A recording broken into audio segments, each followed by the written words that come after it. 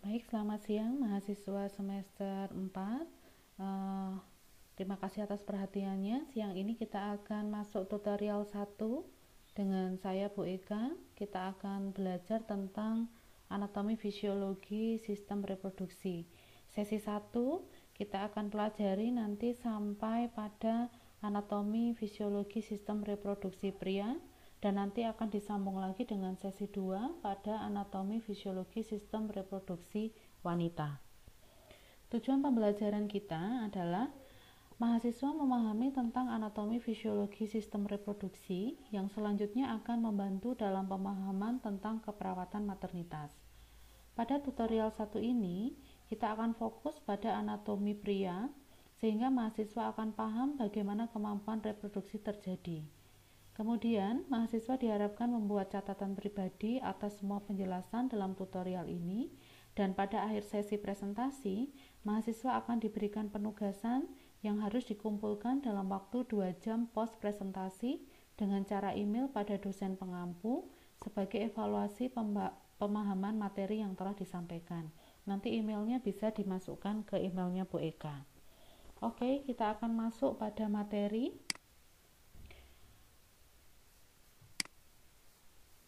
Bagaimana seks itu terbentuk? Jadi ini embrio ya. Pada dasarnya manusia itu kan terdiri dari 24 pasang kromosom. Satu dari 23 pasang kromosom manusia itu merupakan kromosom penentu seksualitas manusia atau jenis kelamin manusia. Tipe kromosom ada 2, yakni kromosom X dan kromosom Y. Untuk jenis kelamin wanita, maka pasangan kromosomnya adalah XX, sedangkan jika jenis kelaminnya adalah pria, maka pasangan kromosomnya adalah XY. Kecenderungan jenis kelamin manusia itu dikendalikan oleh adanya hormon. Pada awalnya, dari hasil proses pembuahan yang berkembang menjadi embrio dalam kandungan itu adalah wanita. Hal ini terjadi karena lingkungan dalam rahim adalah rendah akan androgen yang merupakan hormon seks pria. Namun jika dalam masa awal perkembangan fetus menjadi kecenderungan laki-laki, maka androgen mulai dihasilkan oleh fetus tersebut karena terjadinya perkembangan testis, di mana testis ini hanya dimiliki oleh jenis kelamin laki-laki. Sebaliknya, jika tidak terjadi pembentukan testis, maka fetus yang berkembang akan menjadi wanita karena tidak ada hormon androgen yang dihasilkan. Kita masuk ke slide selanjutnya. Dalam slide ini kita akan belajar tentang spermatogenesis dan oogenesis. Spermatogenesis adalah proses pembentukan sperma dalam testis seorang pria. Sedangkan oogenesis adalah proses pembentukan ovum dalam ovarium seorang wanita. Kedua proses ini disebut sebagai meiosis. Jadi seorang laki-laki dia akan mengalami spermatogenesis, yaitu pembentukan sperma ya menjadi sperma, sedangkan pada oogenesis ini adalah proses pembentukan ovum. Ya, ini adalah proses pembentukan ovum. Kemudian kita akan masuk pada selanjutnya tentang pubertas. Jadi pada pubertas ini sistem reproduksi itu merupakan fase perkembangan laten.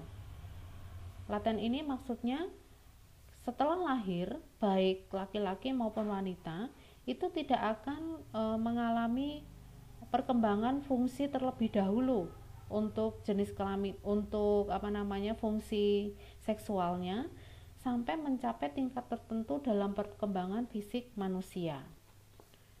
Kemudian perkembangan tubuh itu distimulasi oleh kematangan reproduksi yang dikendalikan oleh hormon. Meskipun dalam penjelasan sebelumnya menyatakan bahwa jenis kelamin itu dibentuk sejak dalam kandungan, organ reproduksi pria dan wanita belum mengalami perkembangan dulu, menunggu terlebih dahulu sampai terjadinya pubertas pada masa remaja. Masa remaja ini merupakan masa antara dari anak menuju ke dewasa, di mana pubertas terjadi pada usia 10 tahun pada wanita dan 12 tahun pada pria. Puncak kematangan fisik pria dan wanita ini terjadi pada usia 20 tahun. Kemudian untuk lebih mengenal pada dunia keperawatan maternitas, ada beberapa istilah yang harus familiar dipahami oleh mahasiswa. Antara lain yang pertama adalah pubertas. Jadi pubertas adalah masa perkembangan organ reproduksi manusia dan mulai berfungsinya organ ini untuk melakukan fungsi reproduksi, sehingga pada wanita sudah bisa terjadi kehamilan dan pada pria sudah memiliki kemampuan untuk menghamili. Kemudian yang kedua, menstruasi. Menstruasi adalah pengeluaran darah dan jaringan dari rahim yang terjadi secara periodik dalam siklus menstruasi tiap bulan, berkisar antara 28 sampai dengan 30 hari sekali. Kemudian ovulasi. Ovulasi adalah pecahnya folikel de Graaff yang menyebabkan pelepasan ovum atau telur pada wanita. Selanjutnya adalah ereksi. Ereksi adalah pembesaran jaringan erektil karena adanya vaskularisasi darah pada organ reproduksi yang meningkat. Ereksi ini bisa terjadi karena adanya rangsang seksual. Ereksi ini terjadi baik pada pria maupun pada wanita. Kemudian ejakulasi. Ejakulasi adalah pengeluaran semen dari penis seorang pria yang mengalami ereksi. Kemudian fertility. Fertilitas adalah kemampuan seorang wanita untuk mengalami pembuahan dan kemampuan pria dengan sperma yang mampu membuahi telur wanita. Kemudian kehamilan. Kehamilan adalah kondisi di mana wanita mengandung hasil pembuahan dan yang akan berkembang dalam rahim yang dimilikinya. Kemudian gestasi. Gestasi adalah periode perkembangan dari kehamilan dalam rahim sejak masa pembuahan sampai dengan kelahiran. Kemudian 9 partes. Partes adalah proses kelahiran bayi yang dimulai prosesnya dengan terjadinya kontraksi rahim terlebih dahulu.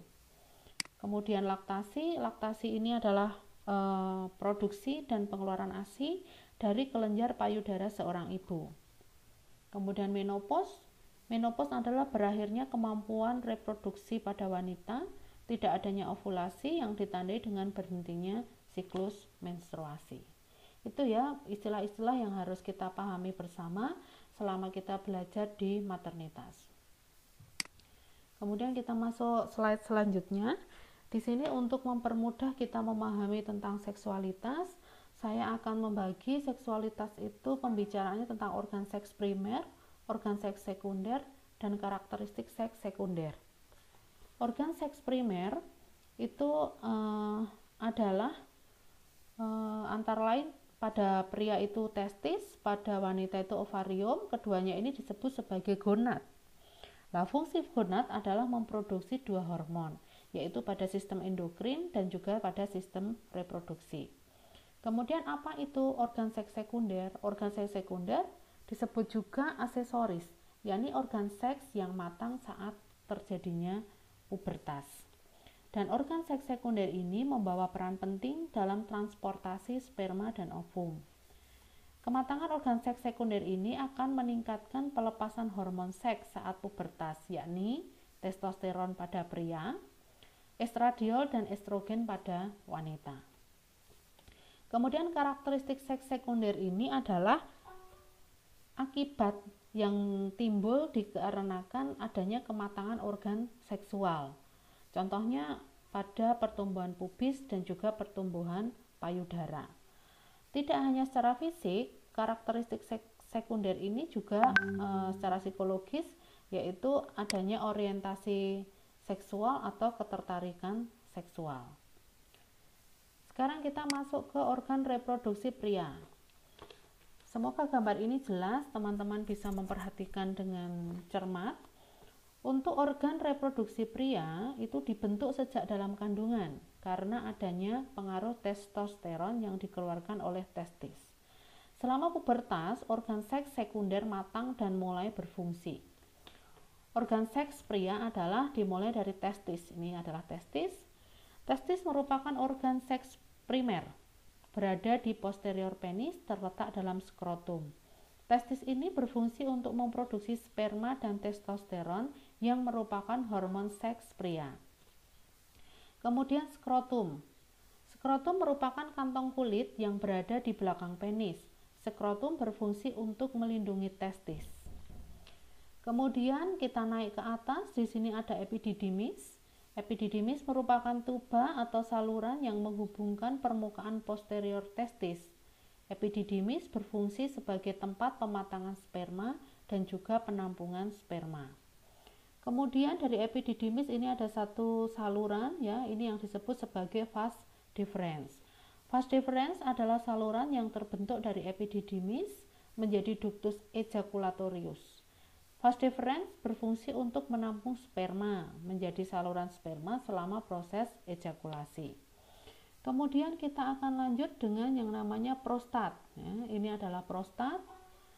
Prostat merupakan jaringan sebesar kacang yang berada di bawah kandung kemih yang mengelilingi saluran uretra. Maka kalau terjadi pembesaran prostat, kencingnya menjadi tidak lancar. Prostat ini berfungsi untuk mengeluarkan cairan alkalin atau cairan yang bersifat basa yang nantinya akan membantu menetralkan lingkungan asam dari vagina sehingga akan mendukung pergerakan sperma. Kemudian di sini ada vesicula seminalis. Vesicula seminalis merupakan kelenjar yang berada di belakang prostat terhubung dengan ductus ejaculatorius. Vesicula seminalis berfungsi untuk mengeluarkan cairan basa yang berisi nutrisi dan juga prostaglandin. Kemudian kita lanjut pada kelenjar bulbouretra. Nah, di sini ya, kecil ya ini ya. Kelenjar bulbouretra merupakan kelenjar yang berbentuk pi yang berada di bawah prostat. Dia akan mengosongkan isinya ke membran uretra. Fungsi kelenjar bulbouretra adalah mengeluarkan cairan yang merupakan pelumas uretra yang merupakan bagian paling akhir dari penis. Kemudian kita lanjut ke ductus ejaculatorius ya, di sini ductus ejaculatorius. Ini merupakan saluran pendek menghubungkan vas deferens dengan uretra. Di sini berarti tempatnya. Fungsi ductus ejaculatorius adalah menerima sperma dan menambahkannya pada cairan seminal. Kemudian lanjut ke sini, ini adalah penis. Penis merupakan organ yang berada di depan skrotum yang terhubung dengan pubis. Ya, pubis di sini. Di luar sini ya maksudnya. Kemudian fungsi penis adalah mengalirkan urin dan cairan seminal menuju keluar tubuh dan merupakan organ untuk melangsungkan koitus. Koitus itu persetubuhan atau juga sering disebut sebagai intercourse. Kemudian kita akan lihat ya, ini adalah tadi yang sudah saya jelaskan. Kemudian kita masuk ke sini, ya ini adalah testis, gambar testis ya. Testis ketika dipotong gitu jaringannya kelihatan seperti ini. Masing-masing testis adalah ovoid ya, oval ya dia ya. Panjangnya 4 cm, diameternya 2,5 cm. Kemudian dia memiliki dua lapisan atau tunika yang membungkus testis. Lapisan yang pertama yang bagian dalam ini disebut sebagai tunika vaginalis, di mana kantung ini diturunkan dari perineum selama masa prenatal, turun ke testis, masuk ke dalam skrotum, yaitu terjadi pada usia janin kurang lebih 28 minggu. Kemudian lapisan yang lebih luar ini yang disebut sebagai tunika albuginea, merupakan jaringan ikat yang secara langsung membungkus testis. Kemudian masing-masing testis itu dipisahkan oleh adanya septum skrotum yang dia memisahkan masing-masing testis. Dan masing-masing testis akan memproduksi sperma dan androgen, di mana androgen itu adalah hormon yang mengatur terjadinya spermatogenesis dan perkembangan dan berfungsinya organ seksual. Kemudian kita akan melihat produknya. Produknya adalah sperma ya. Jadi sel sperma itu merupakan secara mikroskopik dia bentuknya seperti ini, cebong gitu ya. Dia memiliki panjang kurang lebih 60 mikro. Kemudian sel sperma sendiri itu terdiri dari kepala ya, di sini kepala ini bentuknya oval, kemudian dia juga memiliki badan, ini yang disebut sebagai badan silindris, dan dia memiliki ekor yang memanjang. Nah, kepala pada sel sperma ini berisi nukleus inti sel dengan 23 kromosom. Bagian kepala ini mengandung enzim yang membantu saat melakukan penetrasi untuk menembus ovum. Kemudian pada bagian badan atau bagian badan silindris ini banyak mengandung mitokondria, di mana mitokondria ini berfungsi untuk menyediakan energi bagi pergerakan ekor, yang bergerak ekornya. Pergerakan itu kecepatannya 3 mm per jam, itu untuk pergerakan sperma. Kemudian kita akan mempelajari tentang penis. Jadi ini penis tadi sudah disampaikan di awal, tapi ini kita coba pelajari lebih dalam tentang penisnya. Ini ketika dipotong akan kelihatan tiga kolom jaringan erektil ya. Jadi penampakan luarnya penis itu diselubungi oleh kulitnya kulit longgar, terdiri dari perlekatan dasar badan penis yang mampu memanjang sampai di glans penis karena memang terdiri dari jaringan kulit yang longgar. Kemudian penis itu tersusun dari 3 kolom jaringan erektil ya. Ini jaringan erektilnya. Dia bisa membesar dikarenakan adanya vaskularisasi darah yang meningkat seiring dengan fase perangsangan seksual. Nah, pembesaran ini disebut sebagai ereksi dan ini berfungsi pada saat akan melakukan koitus ya, karena dia harus insersi di dalam vagina. Kemudian di sini ada uretra.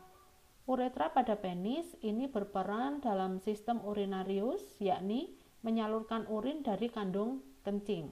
Jadi kalau pada laki-laki ini ada satu saluran itu berfungsi untuk 2 fungsi, yaitu fungsi secara reproduksi mengalirkan sperma, dia juga fungsi eliminasi yaitu mengalirkan urin. Oke, demikian sesi 1 pembelajaran kita tentang anatomi fisiologi untuk pria. Mohon untuk segala pertanyaan bisa dicatat terlebih dahulu, nanti bisa kita diskusikan lewat WA pribadi ataupun WA di grup, nanti bisa kita diskusi bersama.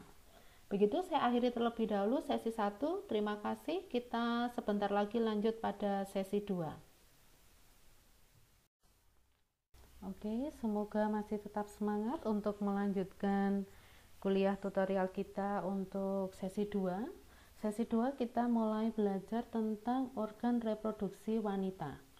Jadi sistem reproduksi wanita terdiri dari genitalia eksterna dan genitalia interna. Genitalia eksterna adalah struktur eksternal yang dapat dilihat dari pubis sampai dengan perineum. Jadi yang bisa dilihat dari pubis sampai dengan perineum. Sedangkan genitalia interna merupakan struktur yang terdapat di dalam rongga panggul, maka kita tidak bisa melihatnya. Genitalia eksterna dan interna pada reproduksi wanita berkembang dan menjadi matang karena adanya pengaruh hormon estrogen dan progesteron. Proses ini dimulai sejak dalam kandungan dan berkembang melalui pubertas dan masa persalinan. Struktur reproduksi ini akan mengecil selaras dengan perjalanan usia seorang wanita atau karena adanya respon dari menurunnya produksi hormon ovarium. Persyarafan yang kompleks dan aliran darah mendukung fungsi dari semua jaringan ini. Tampilan dari genitalia eksterna itu bervariasi pada wanita, antara lain karena hereditas, usia, ras, dan jumlah anak yang telah dilahirkan itu akan mempengaruhi ukuran, bentuk, dan warna dari genitalia eksterna seorang wanita. Kemudian kita akan lanjut pada organ genitalia eksterna atau vulva ya. Ini namanya vulva ya, keseluruhan ini. Ini meliputi semua jaringan yang dapat dilihat secara eksternal dari pubis. Ini kebetulan tidak ada rambutnya ya. Ini harusnya ada rambutnya. Dari pubis sampai dengan perineum. Yang termasuk dalam genitalia eksterna adalah mons pubis, kemudian labia mayora, labia minora, kemudian vagina, dan juga uretra. Ini adalah termasuk dalam genitalia eksterna. Kita akan bahas satu persatu, dimulai dari mons pubis. Ya, ini gambarnya tanpa rambut, tapi pada kenyataannya ada rambutnya ya di sini. Mons pubis adalah bantalan lemak yang terletak pada permukaan anterior simfisis pubis. Pada pos pubertas, mons ini akan ditumbuhi dengan rambut pubis. Setelah itu kita turun ke bawah ya, sisi ini kanan dan kiri. Ini labia mayora kanan, ini adalah labia mayora kiri. Labia mayora adalah dua lipatan dari jaringan lemak yang terbungkus kulit yang memanjang ke bawah dan ke belakang dari mons pubis. Labia ini merupakan jaringan yang kaya akan pembuluh darah yang ditumbuhi rambut pada permukaan luarnya setelah mengalami pubertas. Fungsi labia ini adalah melindungi jaringan lunak dalam vulva. Labia minora, sekarang ya itu udah labia mayora, sekarang kita masuk ke labia minora. Kalau tadi mayora itu bibir besar, minora itu adalah bibir kecil. Labia minora adalah dua lipatan yang merupakan jaringan lunak yang dapat terlihat jika labia mayora dibuka. Jadi kalau membersihkan labia mayora dibuka dulu, baru akan kelihatan labia minoranya. Pada labia minora ini tidak ada folikel rambut, tetapi memiliki banyak folikel lemak dan sedikit kelenjar keringat. Bagian dalam labia minora terhubung dengan jaringan dan otot lunak yang memiliki banyak ujung serah bebas. Pada depan labia minora ini membentuk prepuce, ya, bagian depan labia minora itu membentuk prepuce, ini menutupi klitoris, dan juga frenulum. Frenulum itu di bawah klitoris. Labia minora ini juga akan bergabung membentuk jaringan tipis mendatar yang disebut sebagai forset. Ini di bawah, tepat berada di bawah liang vagina pada bagian tengah, ini namanya forset. Kemudian sekarang kita akan membahas tentang klitoris ya, yang di sini klitoris. Klitoris ini berada di bawah prepuce. Ya. Klitoris berukuran kecil, merupakan jaringan erektil dengan banyak ujung serah bebas.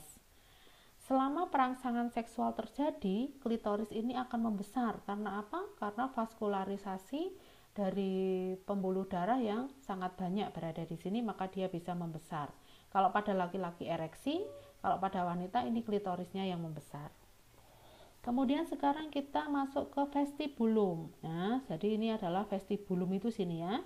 Vestibulum adalah area yang berbentuk almond. Almond ini tertutup oleh labia minora yang berisi dalamnya ada uretra, ada kelenjar Skene, ada vagina, ada kelenjar Bartolini. Uretra bukanlah organ reproduksi, namun disebutkan karena letaknya berada bersamaan dengan organ reproduksi. Uretra sendiri merupakan organ dari perkemihan. Uretra berukuran 2,5 cm di bawah klitoris. Kemudian kita masuk di kelenjar Skene ya, kelenjar Skene di sini. Kelenjar Skene ini berada di masing-masing sisi uretra, yang mana dia memproduksi mukus atau lendir, yang fungsinya adalah untuk pelumasan atau lubrikasi vagina. Kemudian kita masuk ke liang vagina. Liang vagina adalah bagian terendah dari vestibulum dan bervariasi dalam hal ukuran dan bentuk. Jadi dia ukuran dan bentuknya bervariasi. Kemudian ada himen. Himen merupakan jaringan membran yang mengelilingi liang vagina yang mana dapat mengalami robekan selama melakukan olahraga berat misalnya, atau ada pemasangan tampon, atau masturbasi, atau koitus. Ini bisa mengakibatkan robekan pada himen, atau orang awam sering menyebutnya sebagai selaput darah. Kemudian kita lanjut ke kelenjar Bartolini ya. Kelenjar Bartolini itu berada di bawah konstriktor vagina dan di belakang liang vagina, meskipun merupakan duktus yang terbuka, namun biasanya tidak kelihatan. Selama rangsangan seksual terjadi, sekret kelenjar ini merupakan lendir bening yang melumasi lubang vagina. Kemudian area antara forset dan anus ini disebut sebagai perineum. Perineum ini merupakan otot yang dia dilapisi kulit yang menyelubungi jaringan pelvis atau panggul. Perineum ini membentuk dasar panggul yang mana dia terdiri dari otot, ada fascia, ada ligamen panggul. Otot dan ligamen ini saling menyilang untuk mendukung organ panggul. Nah, itu adalah organ atau genitalia eksterna pada seorang wanita atau organ reproduksi wanita eksterna.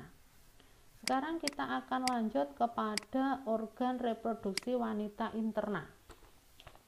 Oke, silakan dicermati di sini organ reproduksi wanita interna, di mana terdiri dari vagina, ya, vagina, kemudian rahim, kemudian tuba falopii, ya, tuba falopii, dan juga ovarium. Nah, mungkin gambar ini lebih mudah dibandingkan gambar yang sebelah. Oke, kita akan mulai untuk membahas, dimulai dari vagina. Vagina selama masa reproduksi, dia merupakan yang tadinya mukosa, digantikan dengan lipatan-lipatan yang disebut sebagai rugae, R-U-G-A-E. Nah, rugae ini membuat vagina dapat meregang selama proses persalinan normal ya tentunya. Kemudian penurunan estrogen yang terjadi setelah melahirkan, selama menyusui, dan saat menopause menyebabkan kekeringan dan penipisan dinding vagina dan melunaknya rugae. Vagina terutama segmen bawah memiliki sedikit ujung saraf bebas. Sekresi vagina ini bersifat asam, pH 4 sampai dengan 5. Karena asam, maka ini bisa mengurangi kejadian infeksi pada vagina. Vagina ini menjadi saluran darah menstruasi, organ kopulasi atau koitus ya, dan juga merupakan jalan lahir dalam proses persalinan. Kemudian kita masuk ke serviks ya, lebih naik lagi ya, ini serviks. Serviks uterus merupakan bagian ujung paling atas dari vagina. Yang mana vagina ini kan memiliki fornix anterior, posterior, dan lateral yang mengelilingi serviks. Organ panggul interna dapat dibentuk dari adanya fornix ini. Kemudian kita naik lagi ke rahim ya, atau uterus. Uterus adalah organ muskuler yang berbentuk seperti buah pir. Dia terletak di tengah rongga panggul antara kandung kencing dan rektum. Nah, ini uterus, dia terletak antara kandung kencing dan rektum. Kemudian ada 4 ligamen uterus ya. Ligamen uterus berarti kita masuk ke gambar ini ya. Ini adalah ligamen uterus ya. Di sini sudah ada keterangan gambarnya. 4 ligamen uterus ini antara lain ada kardinal ya, ligamen kardinal. Kemudian ada ligamen uterosakral, kemudian ada ligamen anterior, kemudian ligamen posterior, kemudian ada juga round dan juga broad. Di mana fungsi ligamen ini adalah untuk dia mengikat uterus ya, mengikat uterus agar posisinya itu berada pada tempatnya. Kemudian kita balik ke sini, di dekat rahim itu ada yang disebut sebagai cul-de-sac Douglas atau kavum Douglas ya, yaitu kavum atau kantong yang berada di belakang serviks ya, yang ada di sini nih kavum Douglas ya, serviks ada di belakang serviks. Dia terbentuk dari ligamen posterior. Kemudian balik ke gambar ini, uterus ini terbagi menjadi, kita akan familiar ya, namanya yang atas ini namanya fundus, kemudian badan ini namanya corpus, kemudian yang bawah ini namanya cervix ya. Jadi kalau yang gambar ini adalah fundus, yang atas ini fundus, kemudian yang tengah ini badan ini adalah corpus, kemudian yang bawah ini adalah cervix. Sekarang fundus uteri. Fundus uteri merupakan bagian teratas di mana terdapat hubungan dengan tuba falopii. Nah, ini ada hubungan dengan tuba falopii yang masuk ke dalam rahim.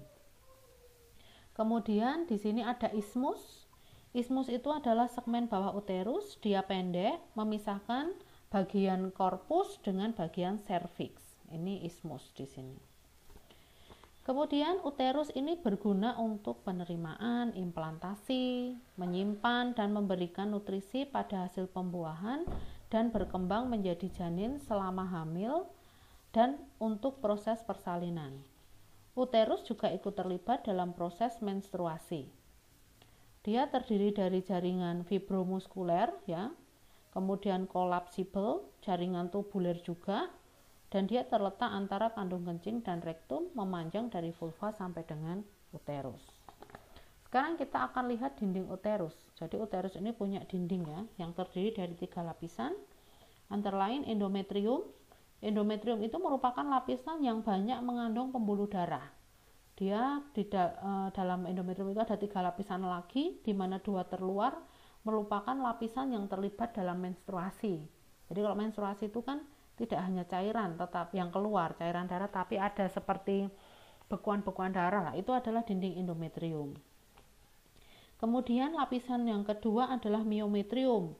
Miometrium ini merupakan lapisan otot halus ya, yang dia secara arah itu ada longitudinal, ada transversal, ada oblik ya. Jadi ini ada transversal, longitudinal, ada oblik ya. Ini kan ruwet ya di sini ya. Ini disengaja ini karena apa? Serabut longitudinal yang merupakan lapisan terluar miometrium ini banyak terdapat di fundus. Nah, di fundus longitudinalnya ini. Dan ini membantu dalam proses persalinan. Kemudian kenapa membantu? Dia akan menekan fundus kontraksi sehingga buah kehamilan itu cepat bisa keluar. Kemudian lapisan tengah ini berisi serabut dari 3 arah ya, 1, 2, 3 ya toh, kelihatan. Ini berhubungan dengan pembuluh darah besar sehingga dia berfungsi mengontrol perdarahan saat proses persalinan. Maka setelah proses persalinan dia akan berkontraksi semua dengan berbagai arah ini sehingga membantu uterus itu untuk segera berhenti untuk proses persalinannya karena pembuluh-pembuluh darahnya bisa terjepit dengan bagus. Kemudian serabut sirkuler ya, serabut sirkuler di sini ini berfungsi untuk menutupnya serviks selama kehamilan.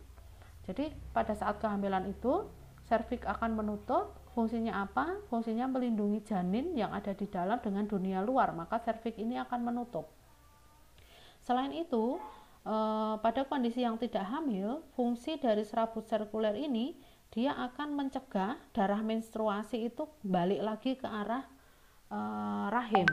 Itu adalah fungsi dari serabut sirkuler ini. Kemudian bagian yang ketiga adalah bagian dari peritoneum. Itu adalah tentang uterus. Kemudian sekarang kita ke serviks ya. Kalau serviks gambarnya lebih enak yang sini. Serviks itu terbentuk dari hampir semuanya merupakan jaringan penghubung yang elastik.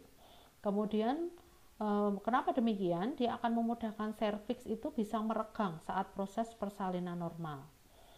Terus lubang serviks itu mengarah pada rongga uterus dan saluran yang menghubungkan rongga uterus dan vagina. Itu ada OUI dan OUE ya, ostium internal dan juga eksternal. Kemudian bagian luar serviks itu dilapisi oleh epitel kelenjar mukosa yang terpengaruh oleh adanya hormon ovarium.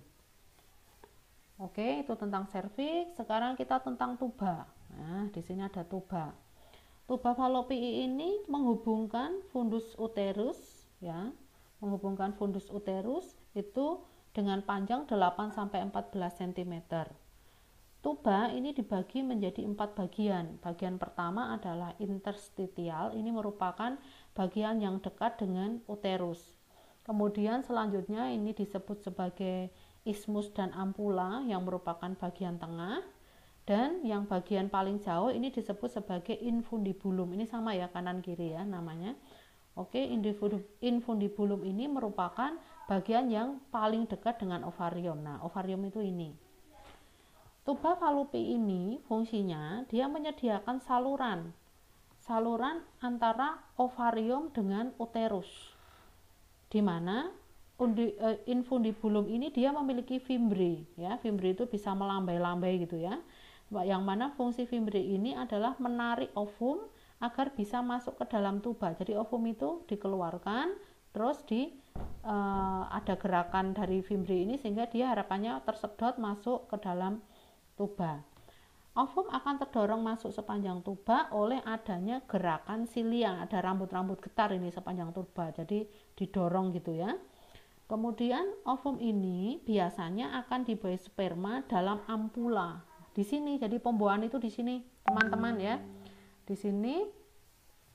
Kemudian dia akan dibuai, terus nanti beriring waktu dia akan berjalan menuju ke rahim.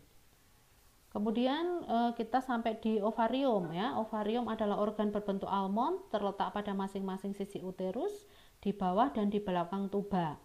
Selama masa subur, ovarium panjang kurang lebih 3 cm dan lebar 2 cm, tebalnya 1 cm. Ovarium akan mengecil saat seorang wanita sudah mengalami menopause. Nah, pada saat sebelum menarki atau menstruasi pertama, ovarium ini memiliki permukaan yang halus. Namun, jika sudah terjadi menstruasi, maka akan berubah menjadi bernodul karena sobek berulang untuk proses ovulasi.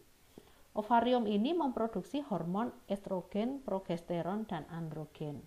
Oke, sesi 2 selesai dulu. Kita akan lanjut pada video sesi 3. Terima kasih perhatiannya, tetap setia dan semangat. Oke, lanjut ke sesi 3. Semoga tidak bosan ya dengan suara saya. Karena biar bisa dikirim jadinya saya potong-potong. Oke, kita lanjut sesi 3. Sesi 3 kita akan membahas tentang tulang penyusun panggul, karena ini penting pada proses kehamilan dan juga persalinan, ini sangat penting ya. Jadi ada 4 tulang penyusun panggul, yaitu 2 merupakan innominate atau hip ya, dimana termasuk ada ilium, ischium, dan pubis. Mana tahu itu? Nah, ilium di sini, ischium di sini, pubis di sini, hipnya itu di sini ya, ada 2 ya, ini kanan dan kiri. Kemudian ada yang kedua adalah os sacrum, os itu tulang ya, ini sacrum di sini. Kemudian ada coccygus, coccygus itu di sini. Nah, ini ada nah di sini coccygus. Ini adalah 4 tulang penyusun panggul. Maka di sini dikatakan nanti ada istilah pintu atas panggul itu, nanti kalau sudah masuk di sesi persalinan ya, di sana kita akan bahas itu. Oke, jadi tulang panggul itu memberikan 3 tujuan utama. Tujuannya adalah untuk melindungi struktur panggul, memberikan tempat bagi pertumbuhan janin selama hamil, dan juga menyokong jaringan panggul. Kemudian kita masuk ke slide selanjutnya. Oke, di sini panggul itu dibagi dalam 2 bagian ya. Ada gambar A dan gambar B. Yang A itu dikatakan palsu, panggul ukuran palsu. Sedangkan yang B ini adalah ukuran yang sejati. Nah, panggul sejati, panggul palsu ini bagian yang lebih atas dari inlet. Inlet itu ini ya, inlet di sini. Nah, yang bagian sini ini ketoknya gede gitu, ini adalah panggul palsu. Maka orang sering terjebak, kok bisa panggulnya sempit padahal orangnya besar? Ya besar orangnya, tetapi ukuran panggulnya ini tidak sama dengan orangnya ya. Atau bahkan ini badannya kecil tapi kok bisa melahirkan normal, berarti panggulnya gede lah. Orang sering tertipu oleh adanya panggul palsu ini. Kemudian panggul yang sejati adalah lebih bawah ya, dia berada di lebih bawah, dia melengkung begitu, dia membentuk jalur yang dapat dilewati bayi pada saat proses persalinan.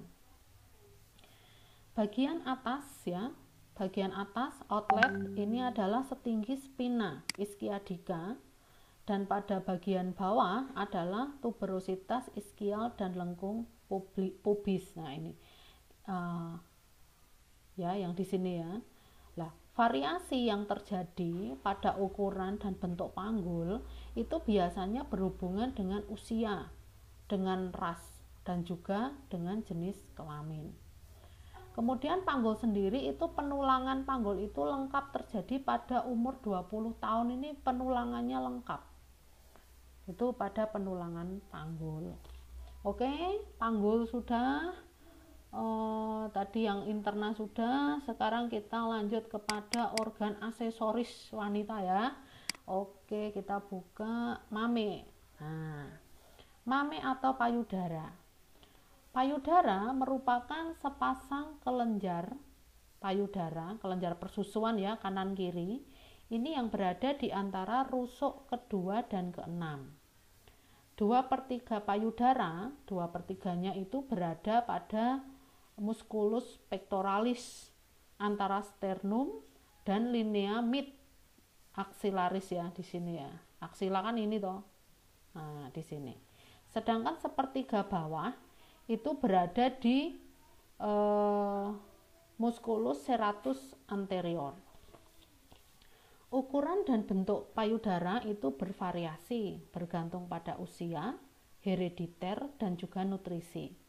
Namun demikian, payudara yang normal itu payudara yang lembut, tidak ada retraksi atau tarikan ya, tidak ada kulit jeruk, tidak ada pembengkakan, juga tidak ada massa atau benjolan.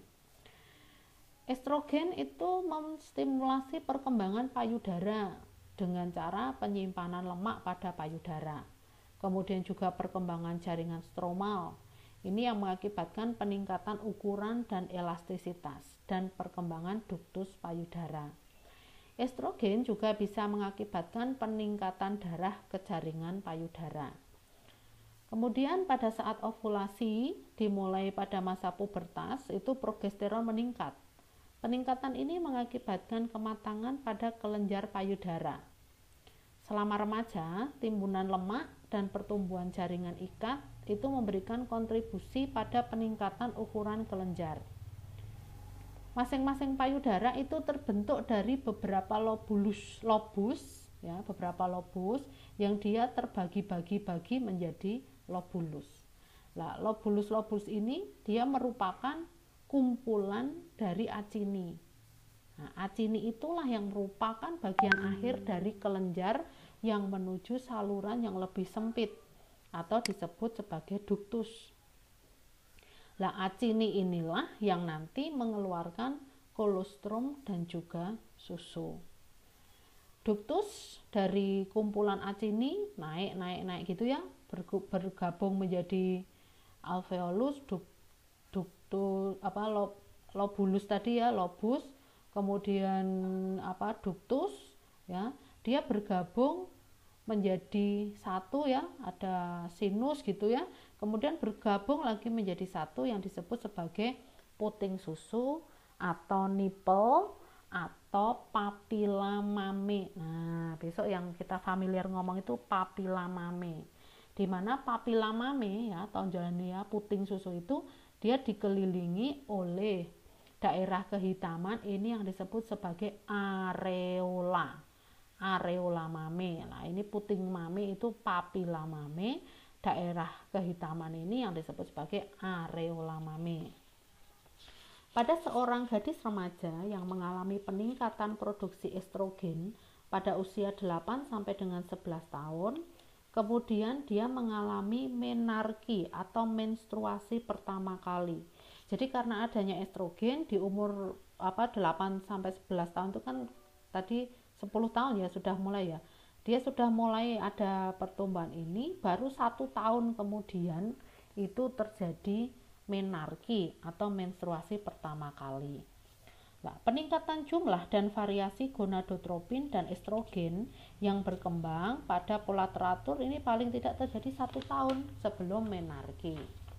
Nah, pada awalnya terjadinya menstruasi ini, menarki atau menstruasi itu, nah kita udah masuk ke sini berarti ya. Oke, saya buka dulu. Nah, gadis remaja tadi menarki, dia peningkatan ini sudah ya.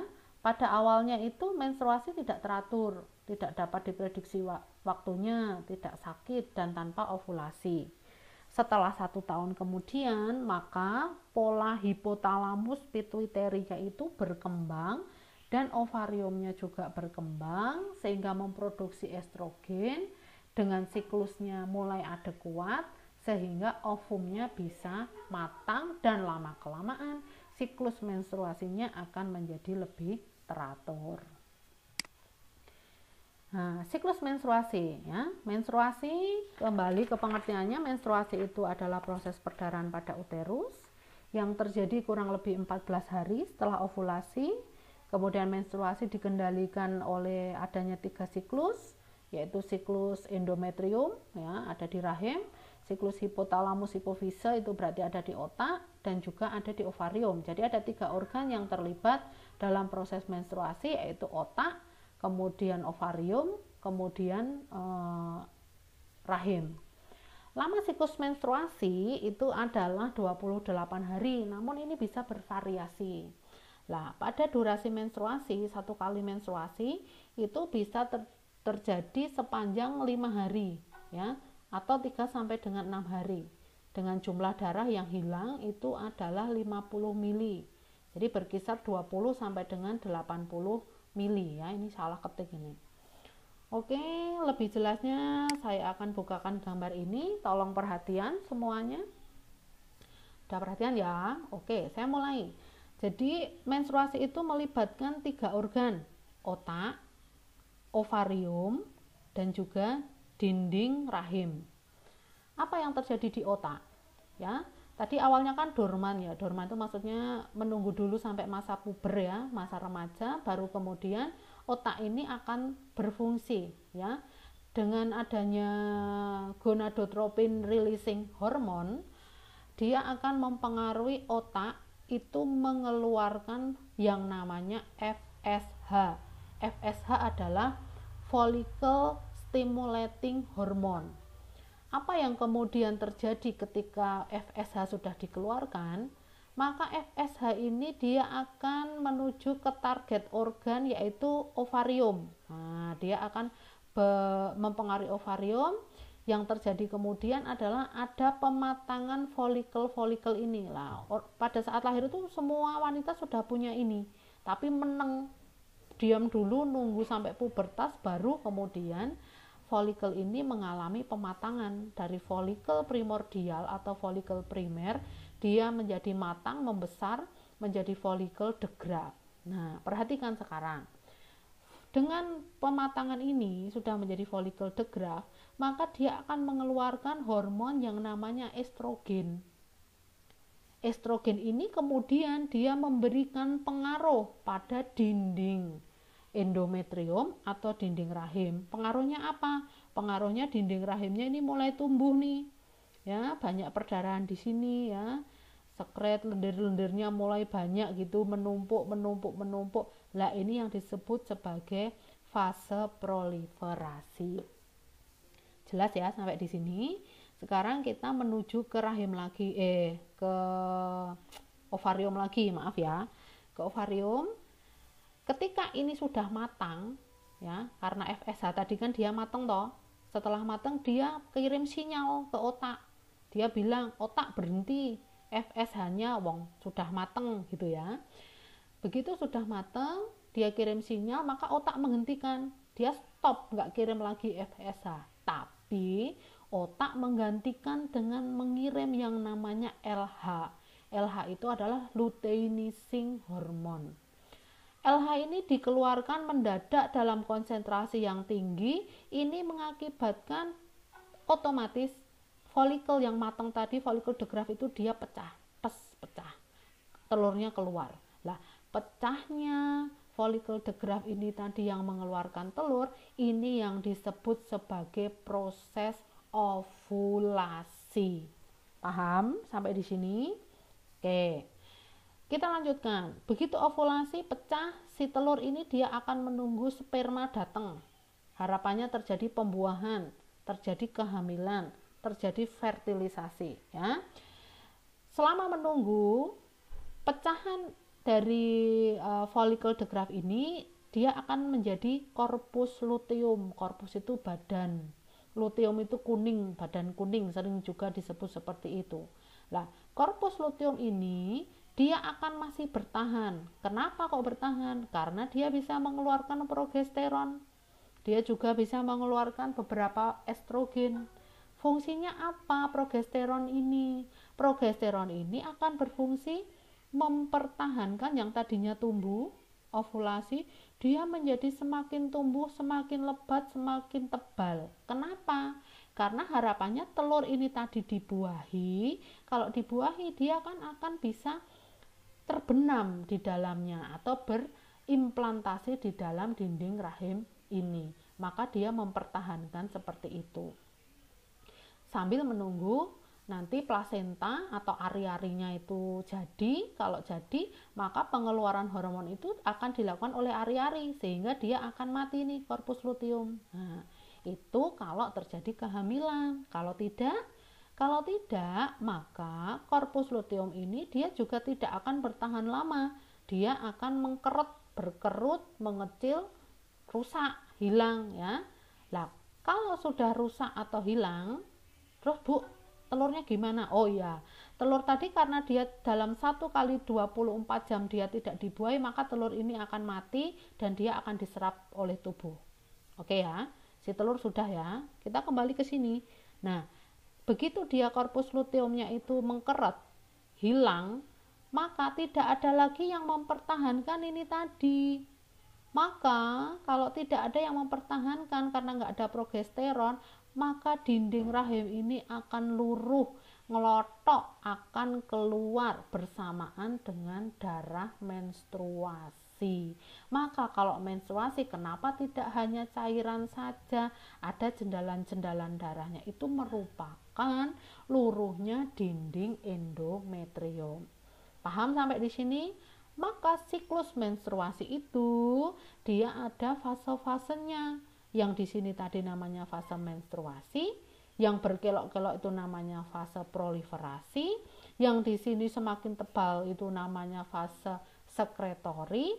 Kemudian ketika sudah mulai tidak ada progesteron tadi, dia mulai pucat, itu namanya fase iskemik, dan dia meluruh, ngelotok, itu yang dinamakan siklus menstruasi.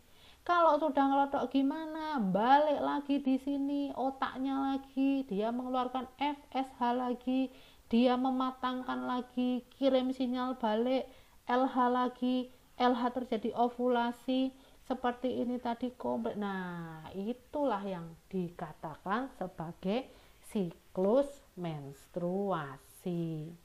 Demikian untuk siklus menstruasi, penjelasan masing-masingnya nanti yang ini bisa Anda baca sendiri ya. Fase menstruasi itu apa, proliferasi apa, dan sebagainya sampai dengan selesai. Namun penjelasannya sudah saya jelaskan lewat gambar tadi. Nah, ini gambar yang lainnya juga, semoga tidak bingung, harapannya semakin menambah pengetahuan. Dan tenang saja, Anda bisa download 2 buku ini, e-book. Silahkan di-download karena semua materi yang saya sajikan pada hari ini saya ambilkan dari 2 buku ini. Begitu teman-teman, saya tunggu untuk pertanyaan diskusinya. Kemudian nanti saya akan berikan penugasannya. Oke, tetap semangat, jaga kesehatan, tetap diam di rumah saja, jaga program pemerintah, pandemi segera selesai, kita bisa berkumpul kembali.